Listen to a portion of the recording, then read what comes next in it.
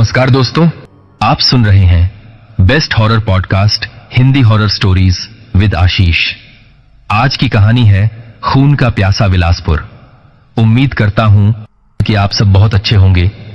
मेरे बहादुर दर्शकों, थ्रिल और चिल्स से भरे एक और रोंगटे खड़े कर देने वाले नए एपिसोड में आपका फिर से स्वागत है। भूत प्रेत, पिशाच और शैतानों की रोमांचक कहानियां आपको इस चैनल पर सुनने को मिलती हैं। अगर आपको ऐसी ही वीडियो देखना पसंद है तो चैनल को सब्सक्राइब करके अभी हमसे जुड़ जाइए, क्योंकि हम हमेशा यूनिक और सस्पेंस से भरी कहानियां लाते रहते हैं। तो कहीं वो आपसे मिस ना हो जाए तो हेडफोन लगाए और कमरे की लाइट्स बंद कर लें, क्योंकि डरावनी यात्रा शुरू होने वाली है।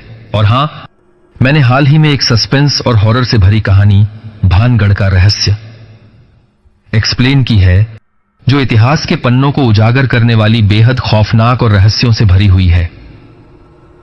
अगर आपने इसे मिस कर दिया है तो उसका लिंक डिस्क्रिप्शन में है, जाकर जरूर देखें। तो आइए ज्यादा समय बर्बाद न करते हुए सुनते हैं आज की यह सस्पेंस से भरी खौफनाक कहानी, जिसका आपको बेसब्री से इंतजार था। इसे शुरू करते हैं। दोस्तों, आज की कहानी में अंत तक बने रहना, क्योंकि सस्पेंस खतरनाक है जो आपको अंदर से हिलाकर रख देगा। कहानी किस्से सबके साथ होते हैं। कुछ हमारे जीवन में अपने आप चले आते हैं और कभी कभी ये खुद अपने शिकार को खोजते हैं।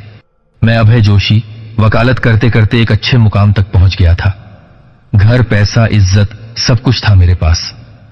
बस खटकता था पुरखों की जमीन का इस तरह गिरवी होना। मैं एक वकील होकर भी उसे छुड़ा नहीं पा रहा था। कई मुकदमे जीते, पर इस मामले में हमेशा हारता रहा। पिताजी ने कभी उस जमीन में दिलचस्पी नहीं दिखाई। शहर आने के बाद न तो कभी उस जगह लौटे और न ही हमें जाने दिया। उस जगह की यादें उनकी मौत के बाद उनके संदूक में मिली। बहुत पुरानी तस्वीरें थीं, धुंधली सी। गांव के कुएं, मंदिर, पुरखों की हवेली और पिताजी के बचपन की तस्वीरें। ये सब खजाना सालों से सहेज कर रखा था।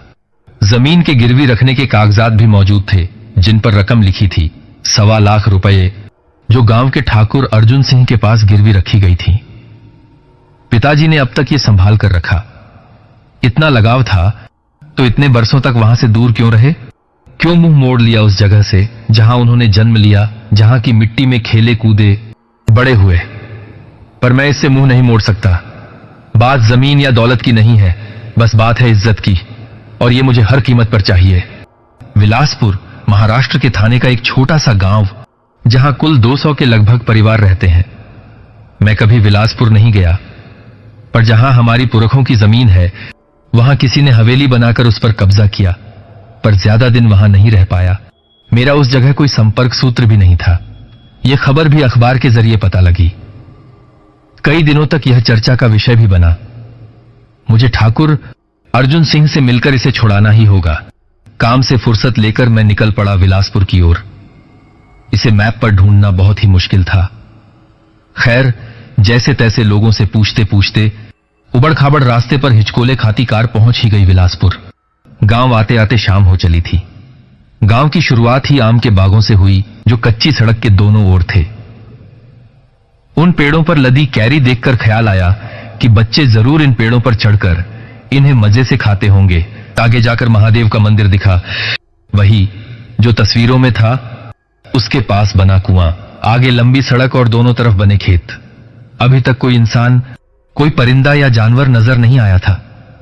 मैं तो बस साइन बोर्ड देखकर इस ओर मुड़ा और बढ़ता जा रहा था जहां तक सड़क जाती है। आगे जाकर चबूतरे पर बैठा एक आदमी नजर आया। लंबे बाल और दाढ़ी, मैले कुचैले कपड़े और चिलम। ठाकुर अर्जुन सिंह का पता पूछने पर उसने काफी देर तक घूरा और चिलम से धुआं खींचकर नाक से छोड़ते हुए मुझे इशारा किया, और मैंने कार उस ओर मोड़ दी। ठाकुर अर्जुन सिंह की विशाल हवेली के बाहर कार रोकी। एक नजर देखने पर लग रहा था कि यहां कोई नहीं रहता। फिर भी आगे बढ़कर दरवाजे तक गया। आवाज दी। कुछ देर में अंदर से आवाज आई, कौन है? मैंने कहा, मैं अभय जोशी, ठाकुर साहब से मिलने आया हूं। चरमराता दरवाजा खुला, जिस पर एक लंबा सफेद कुर्ता पायजामा पहने बांस जैसा दिखने वाला शख्स खड़ा था। गाल पिचके हुए, आंखों पर नजर का चश्मा, जिससे उसकी एक आंख का मोतियाबिंद नजर आ रहा था। उसकी आंख मोतियाबिंद से बिल्कुल सफेद पड़ चुकी थी। हिलते डुलते बोला, ठाकुर साहब तो नहीं रहे बेटा, उनका लंदन में रहता है। मेरा परिवार पीढ़ियों से ठाकुर साहब के यहां सेवा करता आया है, तो मैं ही हूं यहां। मैंने कहा, मैं एक जमीन के सौदे के लिए यहां आया था। मेरे पिताजी भानु जोशी यहीं के थे, इसी गांव के। ठाकुर साहब के यहां जमीन गिरवी रखी है, छुड़ाना चाहता हूं। वह बोला, ओह, तो तुम भानु के बेटे हो, पर तुम्हारे बाप को तो दिलचस्पी नहीं थी यहां वापस आने की। तुम क्यों लौट आए? और क्या करोगे उस जमीन का? ना यहां लोग रहे, ना खेती बाड़ी। इस सुनसान जगह कोई इंसान दिखा मेरे अलावा, या वो चरसी पागल दिख गया होगा। दुनिया यहां आने का रास्ता तक भूल चुकी है। तुम आ गए जमीन छुड़ाने। नौकर आगे बोला, उस जमीन के कागज यहीं हैं, लाता हूं। पिछली बार दी थी जिन्हें, उन्होंने वहां हवेली बना ली। जब उसका परिवार यहां रहने आया, उसकी अगली सुबह कोई नहीं मिला, सिवाय उस सेठ के जिसने उसे खरीदा था। बेरहमी से मारा था किसी ने। कई दिनों तक लाश सड़ती रही। तब जाकर मालूम चला कि उसकी हत्या हो गई है और परिवार गायब है। पुलिस ने खूब छानबीन की, आखिर में वो भी चल दिए। मैंने पूछा, आप और क्या क्या जानते हैं यहां के बारे में? क्या आप जानते हैं पिताजी ने यह गांव क्यों छोड़ा और कभी वापस क्यों नहीं आए? नौकर बोला, भानु बहुत मेहनती था। उसके खेतों में फसल लहलहाती थी, गाय भैंस घी दूध सब था। वैसे तो पूरा गांव ही समृद्ध था, पर उस साल अकाल पड़ा जिसने सब कुछ तबाह कर दिया। जानवर पेड़ पौधे सब खत्म होने लगे। लोग भूखे मर रहे थे। रोज गांव से अर्थियां जाने लगीं। एक मटका पानी भी नसीब नहीं होता था। लोग ठाकुर के पास अनाज और पानी के बदले जमीन गिरवी रखने लगे। ठाकुर के अलावा गांव में भानु की जमीन पर भी कुआं था, लेकिन जरूरतों ने उसे भी सूखा दिया। लोग अपना आपा खोने लगे। भूख प्यास से उनकी हालत जानवरों से बदतर होने लगी। लोग दिन में भी घरों में ताले लगाने लगे। पानी और अनाज के लिए कत्ल होने लगे। फिर वो भयानक रात आई। कैसी रात बाबा? मैंने पूछा। लोग भूख प्यास से इतने परेशान हो गए कि उनका वहशी जानवर जाग उठा। भूख ने उन पर इस कदर कब्जा कर लिया कि वे लोगों को मारकर खाने लगे। मेरा दिल दहल गया। आवाज हलक में ही अटक गई, पर आगे जानने की ललक अब भी बाकी थी। फिर क्या हुआ बाबा? लाशें मिलने लगीं, जिनके शरीर नोच नोच कर खाए गए थे। अकेला जो भी मिलता उसे कुल्हाड़ी से मार डालते, फिर उसकी आंखें निकालकर खाते और छुरी से छाती, जांघें, पिंडलियां काटकर खा जाते। उसकी छाती चीर कर दिल और जिगर बांट कर खा जाते। सुबह जब लाश मिलती तो लगता मानो यहां हैवानों का डेरा है। कुत्ते और गिद्ध बची खुची लाश को नोचते। जगह जगह इंसानी अंग मिलते, किसी की आंखें, किसी के हाथ पैर, किसी का धड़ तो किसी की कटी हुई गर्दन। लाशें खेतों में पड़ी मिलती या पेड़ से लटकी हुई। जीना मुहाल हो गया था। लोग सब कुछ जानते थे पर चुप थे। फिर आगे क्या हुआ बाबा? मैंने पूछा। लोगों ने घर से बाहर निकलना बंद कर दिया। वे झाड़ियों और घास को पीसकर रोटियां बना रहे थे। गांव खाली होने लगा। गांव की सारी जमीन जायदाद ठाकुर के पास गिरवी थी। भानु ही बचा हुआ था, जो जैसे तैसे इस अकाल से लड़ रहा था। ठाकुर को यह खटकने लगा। वह जानना चाहता था कि भानु अभी तक कैसे बच रहा है। दरअसल भानु उस साल अपना अनाज बेच नहीं पाया था और उसका परिवार उसी अनाज से गुजारा कर रहा था। उसकी मां, तुम्हारी दादी, की याददाश्त कमजोर हो गई थी और वह घर से बाहर चली जाती थी। एक रात वह ऐसे ही दरवाजा खोलकर बाहर निकल गई और नरभक्षी उसके पीछे पड़ गए। ऐन वक्त पर भानु न होता तो वो नरभक्षी उसे भी अपना निवाला बना लेते। उसकी सलामती के लिए भानु ने उसे जंजीरों से बांध दिया। सारे गांव में भानु चर्चा का विषय बन गया। एक रात ठाकुर और उसके आदमी कुछ लोगों को लेकर भानु के घर में घुस आए। उनके हाथों में जलती मशालें देखकर भानु की मां चिल्ला उठी। उन लोगों ने जबरदस्ती उसके मुंह में मांस ठूंस दिया और उस पर डायन होने का आरोप मढ़ दिया। गांव में हो रही हत्याओं का दोषी उसे ठहरा दिया। वे उसे बालों से घसीटकर गांव के बीच में ले आए।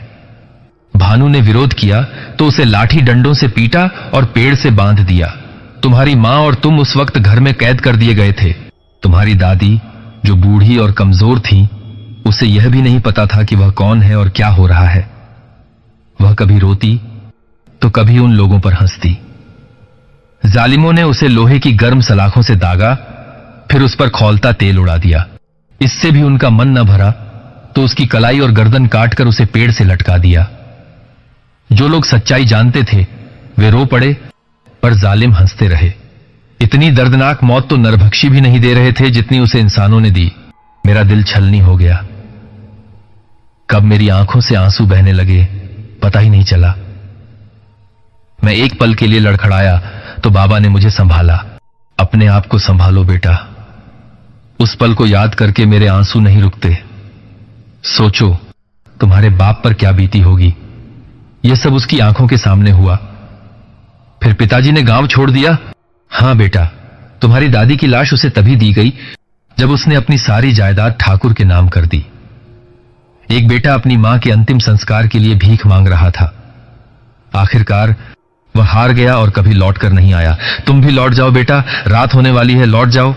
नहीं बाबा, मैं ऐसे नहीं जा सकता। अब तो बिल्कुल नहीं जाऊंगा।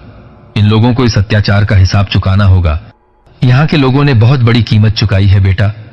यहां की हवा में शैतानियत समा गई है जो खुद हिसाब ले रही है। यहां की हवाएं शिकार चुन रही हैं। बिलासपुर का इतिहास ही खून से सना हुआ है। मैं कहता हूं लौट जाओ और मुड़कर वापस मत आना। मैं कहता हूं चले जाओ। नहीं, मैं नहीं जाऊंगा। इस जुल्म की कहानी का अंत करके जाऊंगा। जिद मत करो, अपनी जान से जाओगे। बूढ़े नौकर की आवाज में सख्ती आ गई थी। सूरज डूबने से पहले गांव की सीमा से बाहर निकल जाओ, अन्यथा परिणाम के लिए तुम खुद जिम्मेदार होगे। पर बाबा, दफा हो जाओ तुरंत, कहकर बूढ़े ने धक्का देकर मुझे बाहर निकाल दिया और धड़ाक से दरवाजा मेरे मुंह पर बंद कर दिया। मैं हवेली की सीढ़ियां उतरकर कार की तरफ चल पड़ा। जैसे ही मैंने कार का दरवाजा खोला, मेरी नजर सामने खेत पर पड़ी।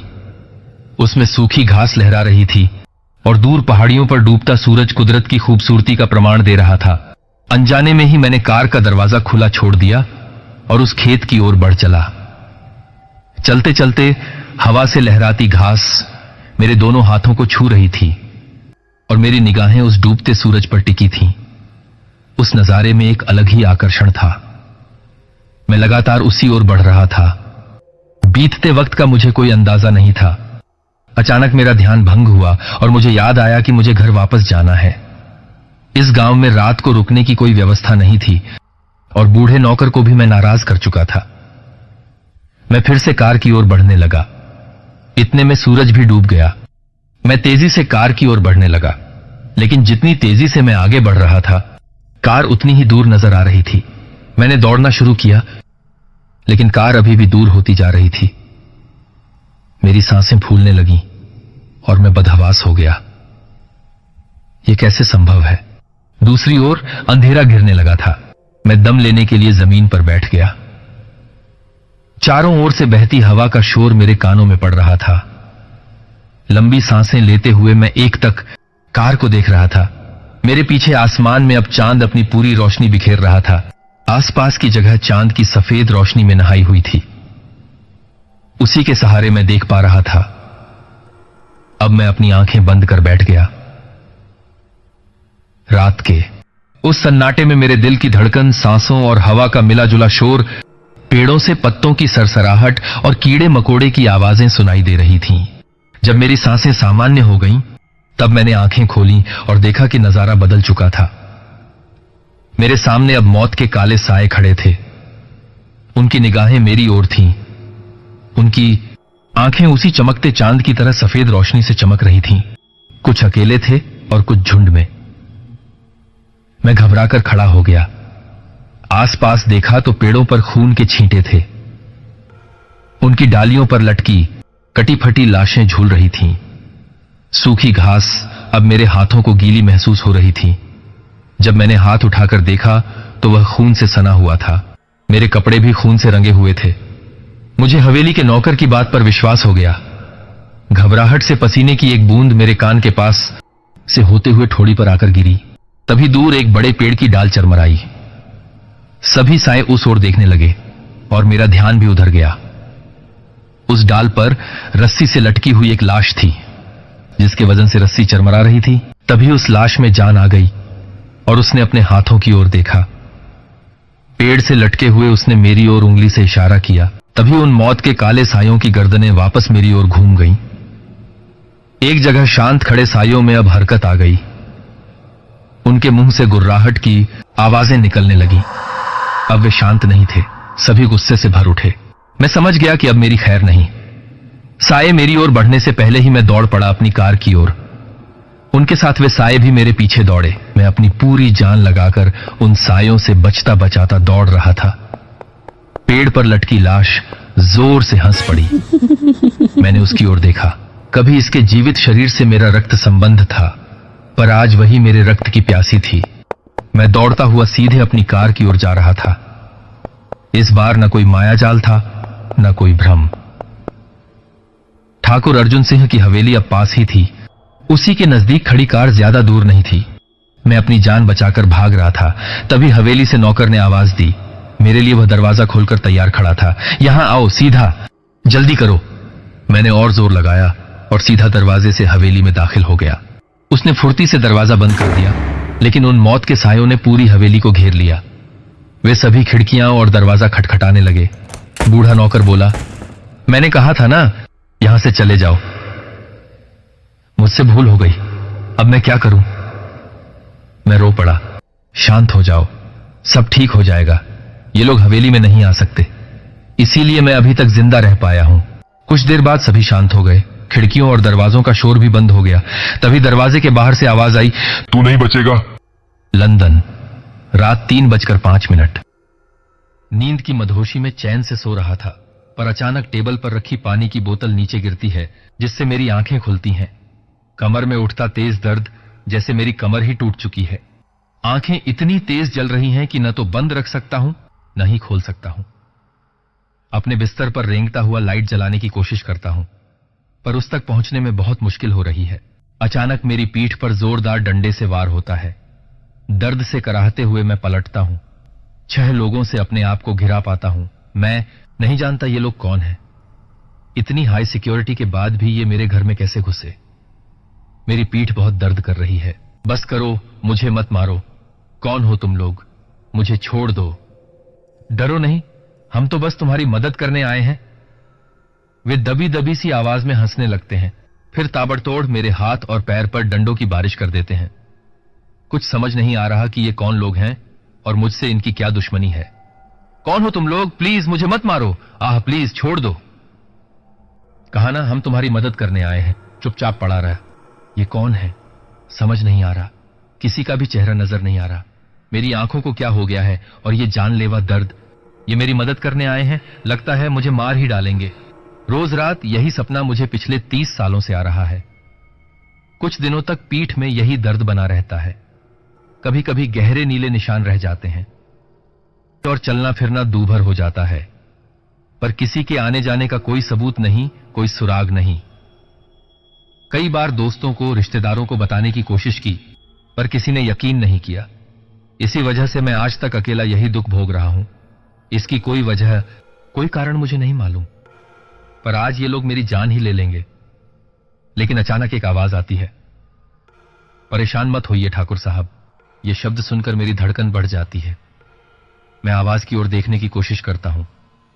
एक लड़का सफेद शर्ट और नीली पैंट में खड़ा है। वह फिर से बोला, परेशान मत होइए ठाकुर साहब। ठाकुर साहब, यह कैसे जानता है कि हम राजपूत हैं? ठाकुर तो हमें हमारे गांव में बुलाते हैं। Oh no! और फिर से डंडों से मेरी पिटाई चालू हो जाती है। रुक जाओ! उस लड़के के आदेश पर सब रुक गए। ठाकुर साहब, यह चेकबुक आपकी है, जरा साइन कर दीजिए। तुम्हें पैसा चाहिए? ठीक है, ले लो। बस इसी के लिए इतना सब कुछ हो रहा था। ले जाओ जितना चाहिए। नहीं नहीं ठाकुर साहब, हमें तो हमारा हिसाब चाहिए। आपकी हराम की दौलत आपको मुबारक। हराम की दौलत? क्या मतलब? क्या बकते हो? ये पुरखों की जमा पूंजी जिस पर ऐश कर रहे हैं, हराम की दौलत ही तो है। क्या मतलब? मैं समझा नहीं। समझ जाएंगे। साइन कीजिए। अमाउंट हम भर लेंगे और उतना ही लेंगे जितना हमारा है। ठीक है? वो लोग चेक लेकर एक एक करके जाने लगे, लेकिन मैं अब भी उनका चेहरा नहीं देख पा रहा था। अंत में वो सफेद शर्ट वाला लड़का बचा। तुम्हारा भी कुछ हिसाब बकाया है क्या? 2 लाख रुपए। मैंने तेजी से रकम भरी और चेक काटकर उसे दे दिया। चेक लेकर वह जाने लगा। बताकर जाओ, कौन हो तुम? अपने अतीत में झांक लीजिए ठाकुर साहब, बहुत से पाप धोने हैं आपको। ये अभी खत्म नहीं हुआ, अभी औरों के हिसाब बाकी हैं। सुबह 6 बजे। इसके बाद तेज दर्द मेरे सिर में उठा और मैं जाग गया। आज इस सपने ने कई राज खोले हैं। अतीत? कैसा अतीत? जरूर विलासपुर में कुछ हुआ है। पिताजी ने मुझे इतने सालों से अपने से दूर रखा। इसकी वजह तो नहीं जान पाया, पर अब जानना जरूरी है, नहीं तो इसी तरह हर रात मुझे दर्द में छटपटाते हुए बितानी पड़ेगी। उफ, ये कमर दर्द। मैं उठा और सामने की दीवार के आईने में देखा। डंडे की मार से हाथ पैर नीले हो गए थे, पीठ पर नीले निशान थे और मेरी एक आंख में खून उतर आया था। ख्वाब और हकीकत में अब कोई फर्क नहीं रहा। दर्द की दवा लेते हुए जमीन पर गिरी पानी की बोतल से पानी पीते हुए ख्याल आया रामदयाल काका। हां, आज भी वो वहीं रहते हैं, हवेली में। मेरे पिता ठाकुर अर्जुन सिंह की हवेली और मैं, राहुल, उनका इकलौता वारिस। विलासपुर, इसकी जड़ें वहीं जा रही हैं। हां, वही विलासपुर। रामदयाल काका को फोन लगाता हूं। विलासपुर, रात 10:30। रामदयाल और अमित डरे सहमे एक कोने में बैठे हुए हैं। मैंने कहा था बेटा, जाओ यहां से, फिर भी तुम नहीं माने। देखो क्या आफत मोल ली है तुमने। रामदयाल रोने लगता है। मुझे माफ कर दो काका, मुझसे गलती हो गई। मैं अनजाने में ही इस मुसीबत में फंस गया। मुझे आपकी बात मान लेनी चाहिए थी। हां, तुझे मान लेनी चाहिए थी इस बूढ़े की बात। बाहर से आवाज आई। रामदयाल डर से सहम कर अमित से लिपट जाता है। क्यों रामदयाल, डर गया तू? हर बार की आवाज से रामदयाल का बदन सूखे पत्ते की तरह कांप रहा था। इतने में ही फोन घनघनाने लगा। अब इस वक्त कौन है? अमित बेटा, जाकर देखो काका, शायद कोई मदद मिल जाए। बेटा, मदद इस गांव से कोसों दूर से लौट जाती है। किसे अपनी जान गंवानी है? ये गांव डायनो के गांव के नाम से कुख्यात है। यहां हवेली के अंदर हो या बाहर का मंजर, तुमने नहीं देखा? डर से लोगों के प्राण निकल गए बेटा। तुमने बहुत बड़ी गलती कर दी। खैर, देखता हूं किसका फोन है। फोन का रिसीवर उठाते हुए लड़खड़ाती आवाज में, हाँ, हेलो, कौन? रामदयाल काका, राहुल बोल रहा हूं। राहुल बाबा, आप कैसे याद किया? कुछ नहीं काका, बस कुछ काम है वहां गांव में, मैं आ रहा हूं वहां। बेटा, भूलकर भी यहां मत आना, तुम्हें मेरी कसम। रामदयाल फूट पड़ा और जोर जोर से रोने लगा। वहीं जमीन पर गिर पड़ा। रिसीवर अब भी उसके हाथ में था। काका, मुझे वहां आना ही पड़ेगा और कोई चारा नहीं है। पर बेटा, यहां के हालात बहुत बदतर हैं। हालात तो यहां भी खराब हैं। क्या हुआ बेटा? वही आकर बताता हूं। मैं इंडिया आ रहा हूं। रामदयाल रिसीवर वापस रख देता है और बेजान लाश की तरह खड़ा हो जाता है।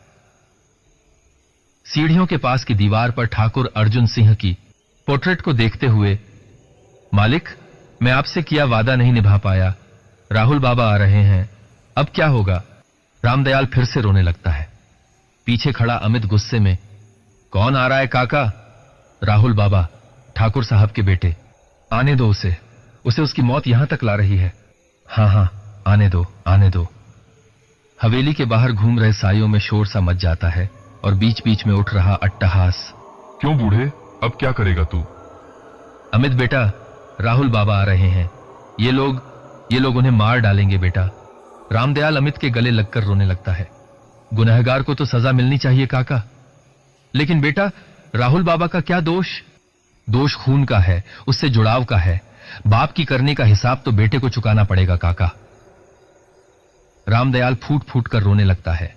बचा लो उसे बेटा, इस बूढ़े में इतनी शक्ति नहीं रही, लेकिन तुम जरूर कर सकते हो। मैं क्या कर सकता हूं? मेरा इसमें कोई दोष नहीं, फिर भी ये साए मेरे खून के प्यासे हो चले हैं। बचा लो, बचा लो। रामदयाल धीरे धीरे शब्दों में बोलता हुआ बेहोश हो जाता है। काका, काका, उठो काका। क्या हुआ? बूढ़े के प्राण निकल गए? इसी के साथ साए जोर जोर से दरवाजे खिड़कियां बजाने लगते हैं। सजा मिलेगी, जरूर मिलेगी। इतनी आसानी से नहीं मरेगा वो।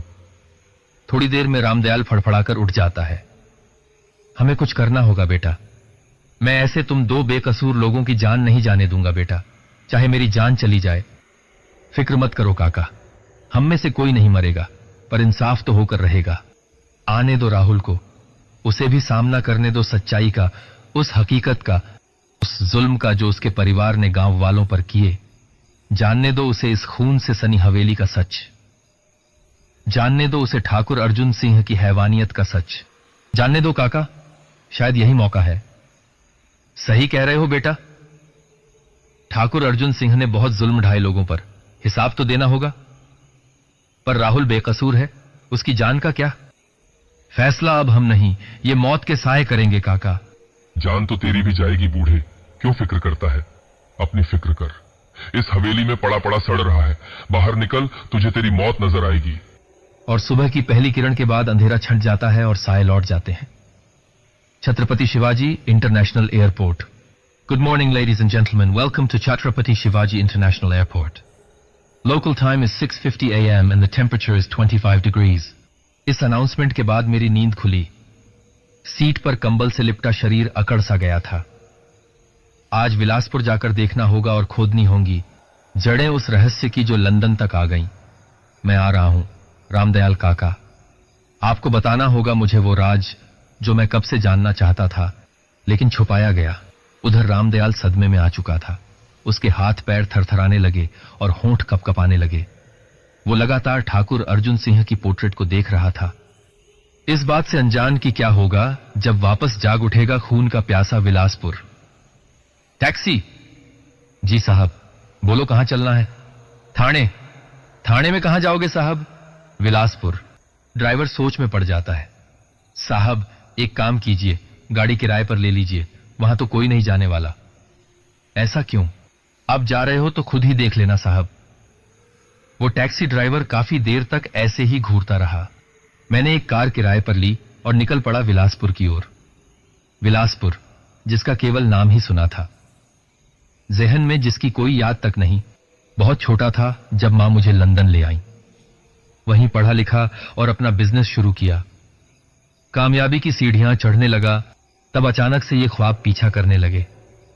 मां भी मुझे छोड़ गई, अकेला इस दुनिया में।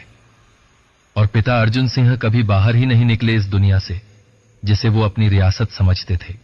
थाने पहुंचने में ज्यादा देर न लगी, पर विलासपुर वहां से दूर था। हरे भरे जंगलों के रास्ते से होता हुआ। दोपहर तक बादल भी घिर आए थे और अंधेरा सा होने लगा था। कुछ दूर जाने के बाद बारिश शुरू हो गई। बारिश भी इतनी तेज कि रास्ता दिखाई नहीं दे रहा था। खैर, चलते चलते आ ही गया विलासपुर। गांव के बाहर का साइन बोर्ड देखकर कार घुमा दी। ठाकुर अर्जुन सिंह की हवेली। बाहर बहुत तेज बारिश हो रही है काका। हां, आज से कुछ साल पहले भी ऐसी ही बारिश हुई थी। कब काका? ठाकुर अर्जुन सिंह का दबदबा कायम हो गया था। लोग गांव खाली करने लगे थे। तुम्हारी दादी की बेरहमी से की गई हत्या के बाद लोगों का जीना हराम हो गया था बेटा। क्या हुआ था काका? जिस पेड़ से उसे लटका दिया गया था, वो पेड़ अचानक खून से सना रहने लगा। गांव की कुछ औरतें बड़ अमावस की पूजा करने गई थीं। पूजा तो शुरू हुई नहीं, पर उस पेड़ से खून की बूंदें टपक रही थीं। देखते ही देखते सारी औरतें खून से सन गईं। सभी वहां से भागीं।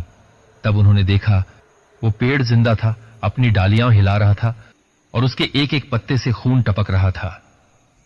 उस दिन खून की बारिश में नहा गया था विलासपुर। अर्जुन सिंह के आदमियों ने आकर उस पेड़ को काटने की कोशिश की। जैसे ही कुल्हाड़ी पेड़ से लगती, उससे खून की धार निकलती और सामने वाले का बदन उस खून में गल जाता। धीरे धीरे वो एक मांस के ढेर में बदल जाता और जमीन उसे सोख लेती। विलासपुर की धरती तक अभिशप्त हो गई थी। उस साल खेतों में अनाज तो नहीं हुआ, पर ठाकुर के बागीचे में आम बहुत लगे थे। लेकिन जिसने भी उन आमों को चखा, मौत की नींद सो गया।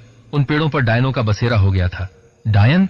हां बेटा, डायन, जो उस राह से गुजरने वाले सभी लोगों को अपना शिकार बनाने लगी। पहले नरभक्षी, अब डायन। हां बेटा, उस पेड़ को तो हम सभी काट ना सके। उसे जितना काटा जाता, वो अगले दिन उतना ही बढ़ जाता। पर एक रात तुम्हारी दादी। दादी? हां, तुम्हारी दादी पहाड़ी के उस पार श्मशान की राख के ढेर से जिंदा हो चली। अपनी हथेलियों और घुटनों पर रेंगती हुई, खेतों को पार करती हुई गांव वापस आ गई। उस रात मैं हवेली की सारी बत्तियां बुझा रहा था और गांव की कच्ची सड़क पर मैंने उसे रेंगते देखा। पहले लगा कोई जानवर है, फिर गौर से देखा, पेटीकोट और ब्लाउज में वही थी तुम्हारी दादी। काला बदन, पीली पड़ चुकी आंखें और बाल झूठ की रस्सी जैसे उलझे हवा में लहरा रहे थे। रेंगती हुई वो बढ़ के पेड़ पर चढ़ गई और उसी रस्सी से लटक गई। कुछ देर तक तो उसका बदन गर्दन के सहारे रस्सी से हवा में लटका रहा। फिर अचानक उसका शरीर झटके खाने लगा, पहले धीरे धीरे, फिर तेज तेज, यहां तक कि रस्सी की चरमराहट मैं सुन पा रहा था। पेड़ की डाल झोरों से लहरा रही थी और फिर वो सीधे आसमान में उड़ गई। उसकी उड़ान इतनी तेज थी कि मैं देख ही नहीं पाया वो कहां गई। कुछ देर तक मैं उसी पेड़ की ओर देखता रहा, लेकिन जब वो न दिखी तो मैं वापस जाने लगा। मुड़ते ही वो मेरे सामने आ टिकी। उसकी पीली पीली डरावनी आंखें, काले काले दांत। मैं डर से कांपने लगा। किशोरी, तुम! वो इतना तेज चीखी कि मेरे कान का पर्दा फट गया। मेरे चश्मे का कांच टूटकर मेरी एक आंख में घुस गया और मैं वहीं दर्द से छटपटाने लगा। फिर वो उड़ गई आम के बगीचे की ओर। मेरी कुछ समझ नहीं आ रहा काका। बेटा, उसे डायन समझकर लोगों ने मार डाला। अब वो उसी रूप में सबसे बदला ले रही है। इसी बीच गाड़ी के हॉर्न की आवाज आती है। राहुल बाबा आ गए बेटा, उसे ले आओ, अभी शाम होने में वक्त है, जल्दी करो, इससे पहले कि वो लौट आए। जाता हूं। अमित हवेली का दरवाजा खोलता है। सामने राहुल कार से बाहर निकलता है। उसकी नजर दरवाजे पर खड़े अमित पर पड़ती है और तेज आंधी शुरू हो जाती है। अंदर आ जाओ राहुल, जल्दी करो। राहुल हवेली की ओर बढ़ने लगता है। डर से सहमा रामदयाल आवाज देता है, जल्दी आओ, अभी शाम होने में वक्त है। तभी उसकी निगाह घड़ी पर पड़ती है जो तेजी से घूमती हुई 8 बजा देती है। रामदयाल के चेहरे की हवाइयां उड़ जाती हैं। तू कितना मूर्ख है रामदयाल। हवेली गूंज उठती है। उधर हवेली के बाहर अचानक रात गिर जाने पर अमित राहुल की ओर हाथ बढ़ा देता है। राहुल पूरी ताकत से हवेली की ओर भागता है, लेकिन डायनें उस पर झपट पड़ती हैं। कुछ ही पलों में राहुल अमित की नजरों से हवा में तेजी से गायब हो जाता है। अमित सन्न रह जाता है। रामदयाल, अनर्थ हो गया, सब बर्बाद हो गया मालिक। रामदयाल फूट फूट कर रोने लगता है। काका, मैं उसे बचा नहीं सका। अमित उदास होकर कुर्सी पर बैठ जाता है।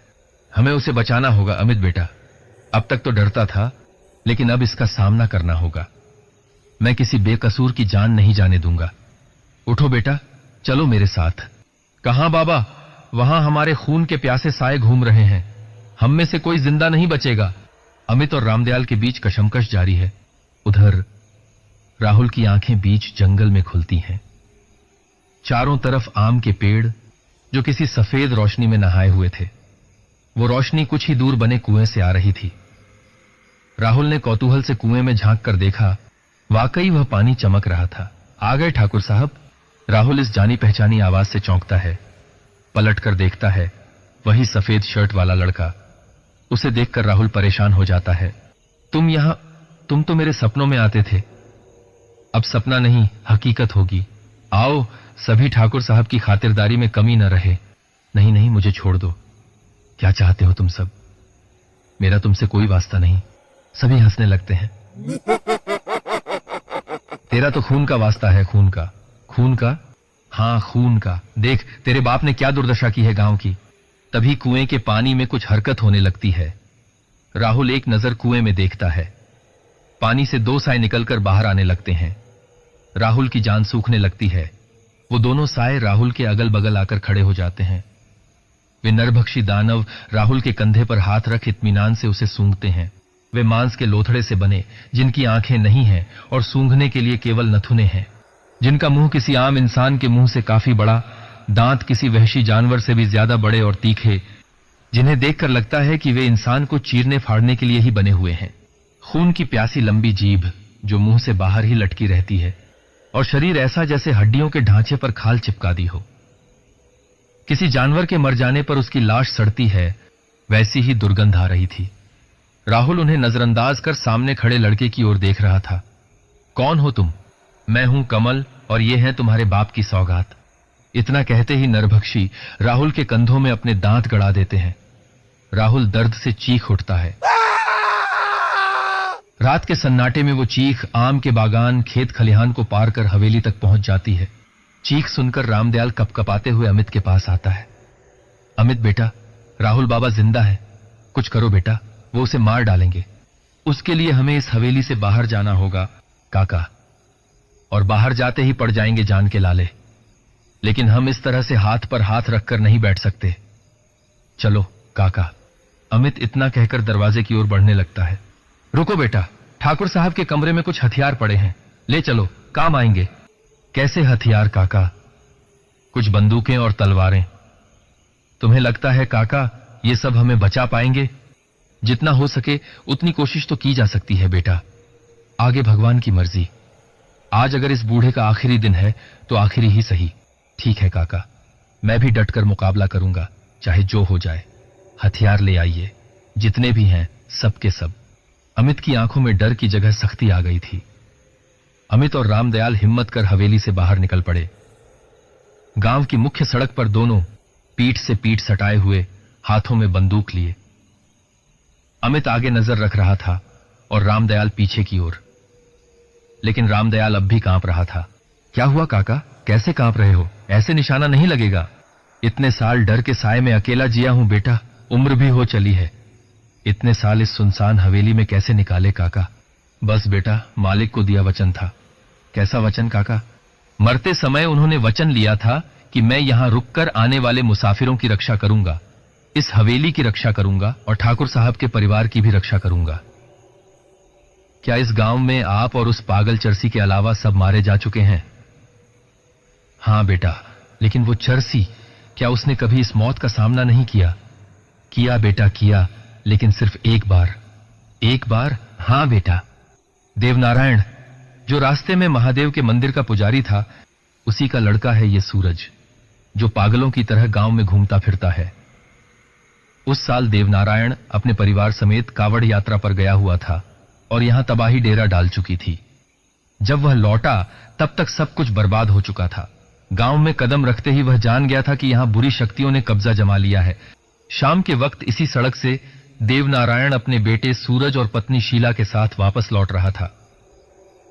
सूरज के कंधे पर कावड़ रखी थी जिसमें गंगाजल भरा हुआ था। अगली सुबह शिवजी का उसी से अभिषेक किया जाना था।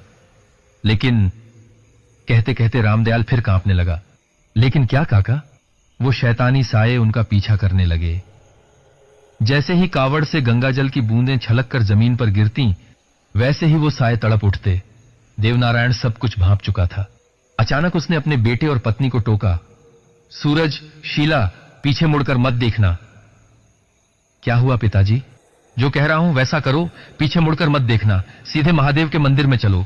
सुनिए जी, हुआ क्या है? आप इतने परेशान क्यों हो रहे हैं? शीला के माथे पर चिंता छा गई। यह जगह अब इंसानों के लायक नहीं रही।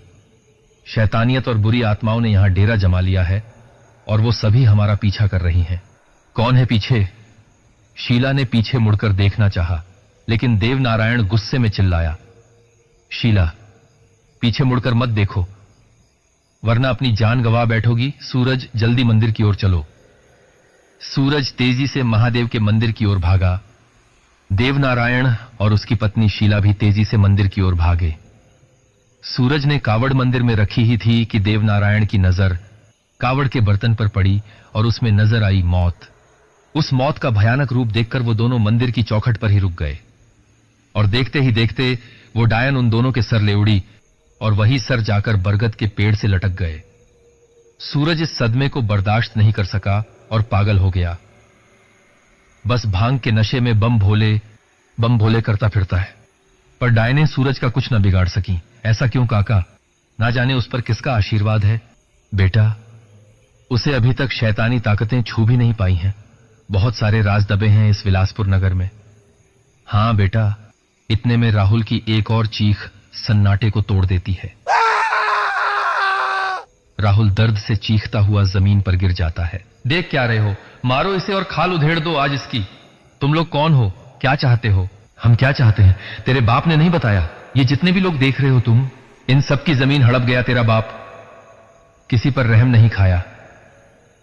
बच्चे भूख से बिलख रहे थे। मां की छाती भूख से सूख चुकी थी, जो एक वक्त का दूध भी अपने बच्चे को न पिला सकी। वहीं तुम्हारा बाप नरम गोश्त की दावतें रोज उड़ा रहा था। लोगों के घरों में अनाज के दाने नहीं थे और ठाकुरों के भंडार भरे हुए थे। जिसने मर्जी से दी ठीक, जिसने न दी छीन ली उसकी जमीन। बस करो, ऐसा नहीं हो सकता। मेरे पिताजी इतने पापी। यकीन नहीं आ रहा छोटे ठाकुर? तो जाकर पूछो उस बूढ़े रामदयाल से, जो सालों से तुम लोगों के पाप ढकता आ रहा है। वो खुद नहीं जानता, अनजाने में वह खुद इस पाप में शामिल हो गया। राहुल पश्चाताप से रोने लगता है। ले चलो इसे। उसे उठाकर आम के पेड़ों के पास ले जाते हैं। राहुल के हाथ पांव पेड़ से बांधकर उनमें कीलें ठोक दी जाती हैं। राहुल का खून धीरे धीरे पेड़ से बहता हुआ जमीन पर टपकता है। एक पल के लिए शांति छा जाती है, लेकिन अगले पल जमीन से, खेतों से, कुएं से, बावड़ी से, तालाब से, पेड़ों के झुरमुटों से, घनी झाड़ियों से, सब ओर से शैतानी साए निकलकर राहुल की ओर बढ़ने लगते हैं। वहीं अमित और रामदयाल के सिर से साए उड़ उड़कर आम के बागान की ओर जाते हैं।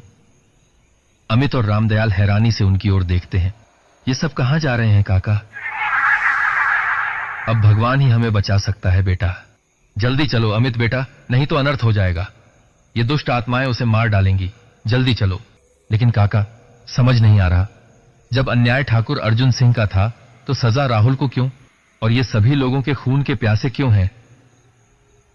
बेटा, इतना कहकर रामदयाल सोच में पड़ गया। बताओ रामदयाल काका, सच्चाई बताओ इसे। पीछे खड़ा चरसी सूरज बोला। बेटा सूरज, तुम? हां बूढ़े, बता दे अपनी करतूतें। उन दिनों हवेली में क्या चल रहा था, बता दे। बेटा वो मैं बताने वाला था। रामदयाल की जीभ लड़खड़ाने लगी। क्या बताएगा, कब बताएगा, जल्दी बोल, सूरज ने गुस्से में कहा। उन दिनों अकाल की मारामारी थी। खेत खलिहान में अनाज नहीं था। चारे की कमी से गाय भैंस सब मर रहे थे। लोग दाने दाने को मोहताज थे। भूख से कई लोगों की जानें जा चुकी थीं।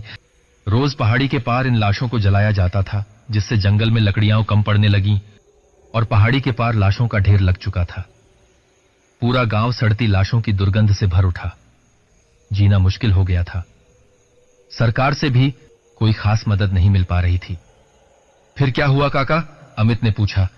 फिर एक दिन जब गांव के कुछ लोग लकड़ियों का इंतजाम कर उन लाशों को जलाने गए, वहां लाशें कटी फटी मिली, जिन्हें नोच नोच कर खाया गया था। कुछ लाशें वहां से गायब थीं, जबकि उस जगह किसी भी तरह के जानवर के आने की आशंका नहीं थी। ठाकुर के आदमी पूरा जंगल छानकर खोई लाशों की तलाश करने लगे। रात में लाशों के आसपास पहरा देने लगे। फिर एक रोज उन्होंने देखा कि कुछ लोग लाशें चुराकर घने जंगल की ओर ले जा रहे हैं। पीछा करने पर मालूम हुआ कि ये घुमक्कड़ लोग थे, जो अब भी आदिम जीवन जी रहे थे। ये लोग अक्सर कब्र खोदकर या लावारिस लाशों को खाकर जिंदा रहते थे। अगले रोज ठाकुर बंदूकों से लैस कई लोगों को लेकर उस घने जंगल की ओर बढ़ चला। वहां पहुंचकर उन्होंने उन नरभक्षी लोगों पर धावा बोल दिया। कियों को गोली मार दी गई और बाकी डरे सहमे नरभक्षी लोगों को बंधक बना लिया। कहां से आए हो तुम लोग? ठाकुर ने कहा। काफी देर तक नरभक्षी एक दूसरे का मुंह ताकते रहे, लेकिन फिर उनका सरदार बोला, हम आदिम जाति से हैं, लाशें खाकर अपना जीवन चलाते हैं। हमारे तौर तरीके आम लोगों से अलग हैं, इसलिए हम घने जंगलों में रहते हैं। कोसों दूर से सड़ती लाश की दुर्गंध हमें यहां खींच लाई। यहां सालों तक जीने के लिए भोजन उपलब्ध था। ये सड़ती लाशें ही हमारा भोजन है। हैवान हो तुम लोग, ठाकुर ने गरजते हुए कहा। हैवान? हम सदियों से ऐसे ही जीते आए हैं। हमने कभी अपनी भूख मिटाने के लिए हत्या नहीं की। जो मर गया उसी के मांस से हम गुजारा करते हैं, लेकिन खून तो तुम चूस रहे हो इन भोले भाले लोगों का। क्या कहा? जुबान खींच लूंगा तुम्हारी। गलत क्या कहा ठाकुर? एक दिन मैं गांव का मौका मुआयना कर रहा था, तब तुम्हारे आदमी लोगों को डरा धमकाकर उनकी जमीन कब्जा रहे थे। भूख से सारा गांव त्रस्त है और तुम उनकी जमीनें छीन रहे हो। हैवान हम हैं या तुम? चुप कर, वरना तुम सबको यहीं गोलियों से भून डालूंगा। और देखते ही देखते ठाकुर ने 2 नरभक्षियों को गोली मार दी। नहीं नहीं ठाकुर, मत मारो इन्हें। हम ये गांव आज ही छोड़ देंगे, हमें जाने दो। जाने दूं? ना ना ना, तुम लोग यहीं रहोगे, इसी वीरान जंगल में। क्या कह रहे थे, किसी को मारकर नहीं खाया? ये लोग तो वैसे भी भूख से मर ही जाएंगे, तो क्यों ना तुम इन्हें मारकर अपनी भूख मिटाओ। नहीं नहीं ठाकुर साहब, ऐसा मत कीजिए, हम लोग ये पाप नहीं कर सकते। सोचना भी मत, वरना तुम में से कोई जिंदा नहीं बचेगा। तुम्हें ये काम करना होगा। कल रात गांव में घुसकर आतंक फैला दो, ताकि लोग गांव खाली करने पर मजबूर हो जाएं। ऐसा करो। इतना कहकर ठाकुर और उसके आदमी चले गए। अपने लालच में ठाकुर खुद हैवान हो गया था। समझ नहीं आ रहा था कि नरभक्षी वे लोग थे या ठाकुर। आगे की कहानी तुम जानते ही हो। यह कहकर रामदयाल शांत हो गया। कुछ भूल गया तू बूढ़े। ये खून के प्यासे साए कहां से आए? ये वो नरभक्षी नहीं है, इन्होंने तो मौत का तांडव मचा दिया है। सूरज ने रामदयाल से बंदूक छीन ली और उसके सिर पर तान दी। बोल बूढ़े, वरना यहीं तेरी खोपड़ी उड़ा दूंगा। अमित बेटा, तुम्हारी दादी की हत्या के बाद सारा गांव सहम गया था। लोगों ने घर से निकलना और आपस में मिलना जुलना बंद कर दिया था। उसके बाद उसने डायन बनकर लोगों से बदला लेना शुरू किया। घने जंगल में उसने नरभक्षी लोगों को ढूंढ लिया और उड़कर उनकी गुफा के आगे जा पहुंची। उसके रस्सी से उलझे बाल, आंखों से टपकता खून, लंबे काले नाखून, ऐसा विभत्स रूप देखकर नरभक्षी भी सहम गए। उन्होंने भागने की तमाम कोशिशें की, पर उस डायन के इशारे पर पूरा जंगल चलता है। पेड़ की जड़ों ने उन नरभक्षी लोगों को जकड़ लिया। उसके बाद उस डायन ने उनकी आंखें निकाल लीं और अपने तेज नाखूनों से उनके पूरे शरीर की खाल उतार ली। जब दर्द में उनकी चीख निकली तो उसने उनकी जुबान खींच ली। उनकी चीखें उस गुफा में ही दबकर रह गईं। उन नरभक्षियों के शरीर से खून का एक एक कतरा चूस लिया गया। उसके बाद जब वो डायन गुफा से बाहर निकली तो उसके साथ वे नरभक्षी भी थे जो अब उसके गुलाम हो चुके थे। वे अब पहले से भी ज्यादा हैवान बन गए थे। उस दिन के बाद गांव के हालात और भी बदतर हो गए। केवल यही गांव नहीं, आसपास के गांव भी इसका शिकार बनने लगे। आखिर में ठाकुरों तक यह आग पहुंचने लगी। एक एक करके उसके आदमियों की लाशें घने जंगलों में पेड़ों से लटकी मिलने लगीं। बड़ी दर्दनाक मौत मारी उन्हें। उनके जिंदा शरीर से एक एक हिस्सा निकाल लिया गया। उन लाशों की हालत बता रही थी कि अब समय निकट है। लोग गांव खाली कर रहे थे। ठाकुर की पत्नी अपने बेटे के साथ लंदन जा चुकी थी। अब गांव में मुट्ठी भर लोग ही बचे थे, ठाकुर, अर्जुन सिंह और चंद आदमी। वे भी चुन चुन कर मारे गए। कुछ की लाशें आम के बागान में मिली और कुछ की कुएं में। अपनी मौत करीब देख ठाकुर ने भी गांव से भागना उचित समझा, लेकिन हवेली से जैसे ही बाहर निकला, मौत के सायों ने उसे घेर लिया। बड़े दर्दनाक तरीके से उसके जिस्म की एक एक हड्डी तोड़ी गई। पहले उंगलियां, फिर हाथ, फिर टांगे। उसके हाथ पैर खींचकर उसके जिस्म से अलग कर दिए गए और अंत में उसका सिर उस डायन ने संतरे की तरह पिचकाकर फोड़ दिया। अब मैं ही बचा था। मैं भागकर वापस हवेली में आ गया। किसी तरह इस हवेली ने अब तक मेरी जान बचाई है। तब से रोज रात यही सिलसिला शुरू हो गया जो तुमने उस रात देखा। इसकी दादी के साथ जो हुआ मैं सच सच बता चुका हूं सूरज बेटा। मुझे अफसोस है कि इस गांव की यह दुर्दशा हो गई। मैंने ठाकुर के कई जुल्म छुपाने के लिए खून से अपने हाथ रंग लिए। गुनहगार मैं भी हूं, मानता हूं। अब चाहे मेरी जान तुम ले लो या यह मौत के साए मुझे नोच खाएं, परवाह नहीं। लेकिन सूरज बेटा, ये दोनों निर्दोष हैं। इन्हें बचा लो और यह गांव छोड़कर चले जाओ। जाओ। अमित और सूरज दौड़ पड़े आम के बगीचे की ओर, जहां पेड़ पर कीलों पर टगा राहुल कराह रहा था। कमल और उसके साथ ही हंस रहे थे। वही कमल जो राहुल के सपनों में आकर यातनाएं देता था, वही कमल जिसके बाप से ठाकुर अर्जुन सिंह ने जमीन हड़प ली थी और उसके परिवार को उसी के खेत के बीच जिंदा जला दिया गया था। इंतकाम की आग में जल रहे ये लोग आज अपना बदला लेने जा रहे हैं। अमित राहुल की ओर दौड़ा। राहुल, राहुल। राहुल बेहोशी की हालत में एक नजर अमित की ओर देखता है, लेकिन उसकी आंखों के आगे अंधेरा छा जाता है। राहुल फिर बेहोश हो जाता है। कमल और उसके साथी अमित को रोकने के लिए आगे बढ़ते हैं, लेकिन अमित का पूरा ध्यान राहुल की ओर रहता है। जैसे ही कमल राहुल के सिर पर डंडा मारने की कोशिश करता है, सूरज गोली चला देता है। गोली अमित के कानों के पास से होती हुई कमल के चेहरे को लगती है और उसके आधे चेहरे के चीथड़े उड़ जाते हैं और उसका जबड़ा लटक जाता है। कमल अपना टूटा जबड़ा हाथ में लिए कहता है, मारो इन्हें। इस बार फिर गोली चलने की आवाज गूंजती है और कमल के बाकी बचे सिर के परखच्चे उड़ जाते हैं। कमल का धड़ बिना सिर के इधर उधर भटकने लगता है। अमित राहुल को पेड़ से छुड़ाने लगता है, पर उसके हाथ पैरों में कीलें मजबूती से गड़ी होती हैं, जिन्हें अमित अपने हाथों से पकड़कर खींचने लगता है। अमित के हाथ भी कीलों से छिल जाते हैं और उनसे खून बहना शुरू हो जाता है। खून की एक धार अमित के हाथ से बहती हुई अमित की कोहनी तक जाती है और जमीन पर टपकने लगती है। उस खून की बूंद जमीन पर पड़ते ही तेज हवा बहना शुरू हो जाती है।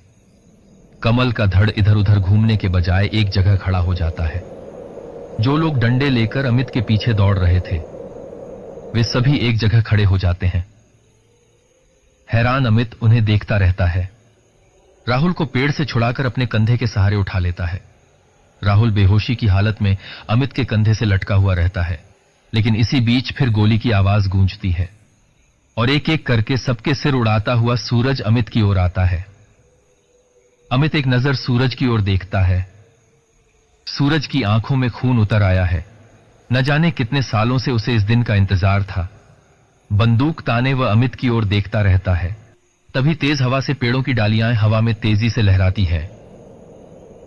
आसमान की ओर डायन हवा में उड़ती हुई अमित के आगे उतर जाती है और पेड़ों से लटकी लाशें एक एक करके जमीन पर गिरने लगती हैं। धीरे धीरे आम का बागान लाशों के ढेर में बदल जाता है। कमल और उसके आदमियों के धड़ भी जमीन पर गिर जाते हैं। डायन अमित की ओर इशारा करती हुई आगे बढ़ती है। तभी सूरज एक और गोली दाग देता है जो डायन के सिर पर लगती है। उसके सिर से काला खून टपकने लगता है, जिसे देखकर डायन मुस्कुराती है और सूरज की ओर देखकर जोर से चीखती है। इस चीख से सूरज दूर झाड़ियों में जा गिरता है। पीछे आ रहा रामदयाल उसे संभालते हुए कहता है, इसे जलाकर मारना होगा। मैं गाड़ी से कुछ पेट्रोल निकाल लाया हूं। अमित की चिंता मत करो, अमित उसी का खून है। यह बात वह जान गई है, वह उसका कुछ नहीं बिगाड़ सकती। अब अमित ही हमें डायन के कहर से बचा सकता है। मेरा भी कुछ नहीं बिगाड़ सकती ये डायन। इतनी बेरहमी से इसने मेरे मां बाप को मार डाला। तब से मैंने ठान लिया था कि बाकी जीवन मैं सिद्धियां पाने में लगा दूंगा, और जिस दिन मुझे ये सिद्धियां प्राप्त होंगी मैं इस मौत के साए से इस गांव को मुक्ति दिलाऊंगा। डायन अमित के चेहरे को नाखूनों से कुरेदती हुई कहती है, तू भाग जा। क्यों आया है यहां? दिख नहीं रहा तुझे यहां मौत घूम रही है चारों तरफ? जा, भाग जा। राहुल को छोड़ दो, वह निर्दोष है। क्यों सबकी जानें ले रही हो? छोड़ दो उसे। जो यहां आएगा मारा जाएगा। जान प्यारी है तो भाग जा। इसी के साथ राहुल का शरीर उसी बेहोशी की हालत में हवा में लहराता हुआ डायन की ओर चला जाता है। डायन उसके सिर पर हाथ फेरती है और उसके कंधे पर अपने दांत गड़ा देती है। राहुल दर्द से चीख उठता है। उसका चेहरा पहले पीला फिर सफेद पड़ने लगता है। चेहरे से राख उड़ने लगती है। राहुल अमित की ओर देखता है। उसकी आंखें भी पीली हो चुकी हैं, उसी डायन की तरह। कुछ देर बाद डायन उसे छोड़ देती है, लेकिन राहुल का शरीर अब भी हवा में ही स्थिर रहता है। अमित जान गया था कि राहुल भी अब उन्हीं बुरी शक्तियों का मालिक है जैसे यहां के सभी लोग। राहुल कुछ देर तक अमित की ओर देखता है, लेकिन अगले ही पल वह डायन की ओर झपटता है और उसकी गर्दन पकड़ लेता है। एक गजब की ताकत राहुल के शरीर में आ गई थी। अब शैतानियत ही शैतानियत से लड़ने लगी। डायन ने तुरंत कौए का रूप धारण किया और राहुल के चंगुल से आजाद होकर आसमान में उड़ने लगी। राहुल भी डायन का पीछा करने लगा और हाथों से उसे झपटने की कोशिश करता, पर डायन काफी तेजी से उड़ रही थी। फिर राहुल ने भी बाज का रूप धारण कर लिया और तेजी से डायन का पीछा करते हुए उसके पंखों पर झपटा, जिससे डायन सीधे खेतों में आ गिरी। वहीं लंबी घनी घास से घिरे खेतों में गिरते ही डायन ने अब की बार काले भेड़िए का रूप धारण कर लिया। राहुल भी जमीन पर उतरते हुए भेड़िए के रूप में आ गया। आमने सामने भेड़ियों की गुर्राहट सुनाई देने लगी। दोनों एक दूसरे के खून के प्यासे थे। रामदयाल, सूरज और अमित उस खेत की ओर भागे। रास्ते में मिलने वाले नरभक्षियों को सूरज गोलियों से भून रहा था। ये सूरज की सिद्धियां थीं जिससे वह उन्हें मार सकता था। अमित और रामदयाल की चलाई गोलियों का उन पर कोई असर नहीं होता था, तो रामदयाल और अमित बंदूकों में कारतूस भरकर सूरज को दिए जा रहे थे। वहां डायन और राहुल का भेड़िया रूप आपस में लड़ रहे थे, लेकिन मुकाबला बराबरी का था। दोनों एक दूसरे को काफी जख्म दे चुके थे। कभी डायन उस पर झपट पड़ती और कभी राहुल उस पर झपटता, लेकिन इस बार जैसे ही डायन ने राहुल पर झपट्टा मारा, राहुल ने डायन के भेड़िया रूप को एक ओर छिटक दिया। राहुल अपने असली रूप में आ गया, लेकिन शैतानियत उसके चेहरे पर साफ नजर आ रही थी। वही पीली आंखें, लंबे नुकीले दांत, लंबे नाखून और सफेद पड़ चुका चेहरा बता रहा था कि अब सामने राहुल नहीं, एक शैतान खड़ा है। डायन भी अपने रूप में लौट आई थी। राहुल ने झुककर जमीन पर हाथ रखा और जोर जोर से कहने लगा, ऐ बिलासपुर के वासियों, मैं ठाकुर राहुल प्रताप सिंह, अर्जुन सिंह का बेटा। तुम अपने इंतकाम का बदला चाहते हो तो आओ, मुझसे मुकाबला करो। चले आओ, भूत प्रेत, नरभक्षी और तुम डायन, आओ मुकाबला करो मेरा। इसी के साथ तेज आंधी चलने लगी। लाशें वापस जिंदा होकर राहुल की ओर बढ़ने लगी। कुएं, तालाब, झाड़ियों और पेड़ों से शैतानी ताकतें राहुल की ओर बढ़ने लगी। रामदयाल, अमित और सूरज तीनों की समझ में कुछ नहीं आ रहा था कि क्या होने जा रहा है। रामदयाल वहीं सड़क पर बैठकर छाती पीटने लगा। उठो काका, अभी देखो क्या होता है। आज पहली बार शैतान को शैतान से लड़ते देख लो। ऐसा नजारा कभी देखने को नहीं मिलेगा। अमित ने उसे सहारा दिया। उठ बूढ़े। सूरज अब भी बेहद गुस्से में था। उन सभी शैतानी आत्माओं का ध्यान हमसे हटकर राहुल की ओर बढ़ गया था। वे सभी राहुल की ओर बढ़ रहे थे। डायन उस पर हंसने लगी। आज तेरा आखिरी दिन है, तू नहीं बचेगा। वे सभी राहुल के बेहद करीब आ चुके थे। तभी राहुल ने अपना मुंह खोला और उन सभी आत्माओं को अपने भीतर सोखने लगा। डायन की हंसी अचानक बंद हो गई। नहीं नहीं, ये नहीं हो सकता। एक एक करके सारी शैतानी ताकतें राहुल में समा गईं। राहुल की आंखें लाल हो चुकी थीं। जैसे ही डायन उसकी ओर झपटी, राहुल ने उसकी गर्दन पकड़ ली। डायन छटपटाने लगी। राहुल उसे उसी बरगद के पेड़ की ओर ले जाने लगा जिस पर उसे लटकाया गया था। राहुल ने उसे पेड़ पर टिका दिया और उसकी गर्दन को दबोचे रखा। रामदयाल, अमित और सूरज उस पेड़ की ओर दौड़े। वहां पहुंचकर रामदयाल ने पेट्रोल की पीपी डायन पर उंडेल दी और उसे आग लगा दी। डायन चीखने चिल्लाने लगी। फिर राहुल ने उसकी आत्मा को भी अपने अंदर सोख लिया। डायन उसके हाथों में ही जलकर राख हो गई। तभी राहुल गुर्राया, जितना जल्दी हो सके भाग जाओ यहां से, भाग जाओ। राहुल उन तीनों की ओर लपका, लेकिन वे तीनों वहां से तुरंत भागे। बरगद के पेड़ से बंधी रस्सी राहुल की गर्दन पर लिपटी और राहुल उसी से लटक गया। उसका शरीर हवा में झूलने लगा और वह एक भयानक हंसी हंसा। उसके मुंह से अब कई लोगों की आवाजें आ रही थीं। वे सभी आत्माएं अब एक जिस्म में कैद थीं। भाग जाओ, फिर लौट के मत आना। ये गांव जिसे तुम कहते हो विलासपुर। अमित दौड़कर अपनी कार स्टार्ट कर लेता है। रामदयाल काका, सूरज जल्दी चलो, जल्दी आओ। लेकिन रामदयाल वहीं सहमा हुआ रुक जाता है। एक नजर हवेली की ओर देखकर कहता है, बेटा तुम जाओ। सूरज आगे बढ़कर अमित की कार का दरवाजा बंद करते हुए कहता है, सुबह होने वाली है। अमित जाओ, तुम्हारी दुनिया तुम्हारा इंतजार कर रही है। हमें यहीं रहने दो, जाओ। अमित गांव की मुख्य सड़क पर गाड़ी मोड़ देता है। अपनी गाड़ी के रियर मिरर से एक बार रामदयाल और सूरज की ओर देखता है। सूरज और रामदयाल धुआं बनकर उड़ जाते हैं। अमित भौचक्का रह जाता है। उसे कुछ समझ नहीं आता, ये अचानक क्या हुआ। क्या रामदयाल काका और सूरज भी शैतानी साए थे। वहीं दिन निकलने लगा। अमित ने कार की रफ्तार तेज कर दी। रामदयाल और सूरज, आखिर यह सब क्या था। इस सोच विचार में अमित का ध्यान चूक जाता है और गांव के बाहर लगे बोर्ड से कार टकरा जाती है और कार के स्टीयरिंग से उसका सिर टकरा जाता है। अमित कुछ देर बेहोश रहने के बाद जागता है, वापस कार स्टार्ट करता है, लेकिन कार धुआं देकर बंद हो जाती है। अमित कार को धकेलता हुआ ले जाता है। कुछ दूरी पर उसे किस्मत से एक मैकेनिक मिल जाता है। मैकेनिक, क्या हुआ साहब? अमित ने कहा, गाड़ी खराब हो गई है। क्या हुआ? गांव के बाहर बोर्ड से टकरा गई थी। कौन सा गांव साहब? विलासपुर, नाम तो सुना होगा। जी साहब, पर वो गांव तो कई सालों पहले उजाड़ हो चुका है, कोई नहीं रहता वहां। मैकेनिक गाड़ी ठीक करने लगा। मैकेनिक बोला, आप किस लिए आए यहां? अमित बोला, कुछ जमीन का काम था। जमीन? मैकेनिक हंसने लगता है। कुछ साल पहले ठाकुर साहब के बेटे भी आए थे इसी जमीन के चक्कर में। फिर क्या हुआ था? मैकेनिक बोला, कुछ नहीं। एक सेठ ने यहां कॉलोनी बसाने का सोचा था। कुछ दिन बाद उसकी लाश मिली। बाकी परिवार न जाने कहां गायब हो गया। और ठाकुर साहब के बेटे राहुल, उनका भी कोई अता पता नहीं चला। आप भी तो होकर आए वहां, कोई मिला आपको? नहीं, मुझे भी कोई नहीं मिला। मैकेनिक बोला, उजाड़ गांव है, यहां बरसों से कोई नहीं आया साहब। लो, गाड़ी ठीक हो गई, वायरिंग जल गई थी बस। अमित सोच में पड़ जाता है। मैकेनिक को पैसे चुकाकर कार का दरवाजा खोलता है। उसे सीट पर एक फाइल पड़ी मिलती है। अमित उसे खोलकर देखता है। उसमें उसके घर और खेत के कागज होते हैं। जमीन राहुल ने वापस उसके नाम कर दी थी और फाइल के कवर पर खून से लिखा हुआ था, अफसोस, ये तुम्हारे किसी काम की नहीं। दोस्तों, बहुत बहुत धन्यवाद हमें इतना प्यार देने के लिए। आपने जिस तरह से हमारे चैनल को प्यार दिया, उसके लिए तहे दिल से धन्यवाद। मैं कुछ लिसनर्स का नाम लेना चाहता हूं जो हमारी कहानियां नियमित रूप से सुनते हैं और कमेंट करके हमारा उत्साह बढ़ाते हैं।